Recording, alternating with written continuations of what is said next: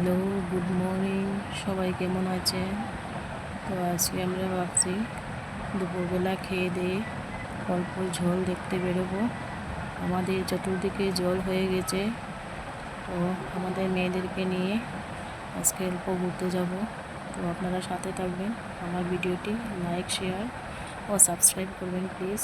আমার সাথে থাকবেন। তো দেখা যাক, আপনাদেরকে দেখিয়ে দিই।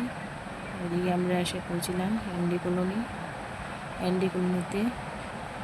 জল রাস্তা অর্ধেক হয়ে গেছে, আর ওইদিকে অন্য আরেকটা রাস্তা ছিল, যে রাস্তাটিতে গাড়ি যেত, ওই রাস্তাটা বন্ধ হয়ে গেছে। এখন একদিকেই যায় গাড়ি। তো অল্প জল কমার পথে এখন তো নদীর পাড়ে ঘুরে বেড়াচ্ছি। আমার মেয়ের দিকে দাঁড়িয়ে দাঁড়িয়ে দেখছে জল, আমিও দেখছি।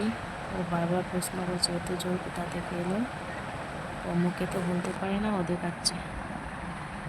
তো আপনারাও দেখতে থাকুন। এটা বরাক নদীর জল ঘুরটুকু হয়ে গেল।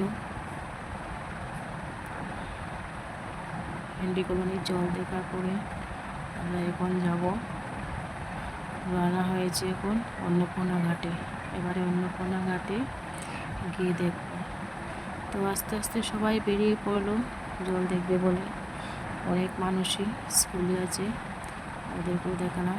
এসে পড়লাম অন্নপূর্ণা ঘাটে। আস্তে আস্তে মানুষ বিকালবেলা জল দেখতে আসছে।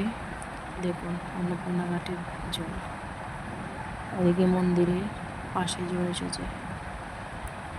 আস্তে আস্তে সবাই এসে পড়লো জল দেখতে। অন্নপূর্ণা ঘাটে দেখা শেষ হয়ে যাওয়ার পর আবার যাব আমরা দুধপাতির ব্রিজের উপরে গিয়ে আবার ওই দিকটা দেখে আসবো। আপনারা সঙ্গে থাকুন, দেখতে থাকুন কী পরিমাণ জল। আস্তে আস্তে আমরা উঠে পড়লাম অন্নপূর্ণা ঘাট থেকে। এখন রওনা হচ্ছি নতুন ব্রিজের উপর। তো ওইদিকে দুধপাতিলের দিকে ব্রিজে দিয়ে আসছি। তো ব্রিজটিতে নামি নাই, কারণ আমার ছোটো মেয়ে আছে সঙ্গে, নামাও তো অনেকটা প্রবলেম হয়। গাড়ি থেকেই দেখছি আমরা মানুষগুলা।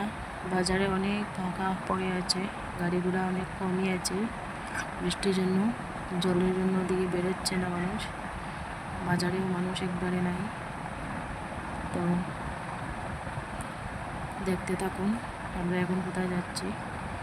জল দেখে এসে পড়লাম, এবারে সদরঘাটে ওদিকে গিয়ে দেখব। ওদিকে অতটা আছে জল, ওদিকে বিশাল পরিমাণে জল আছে।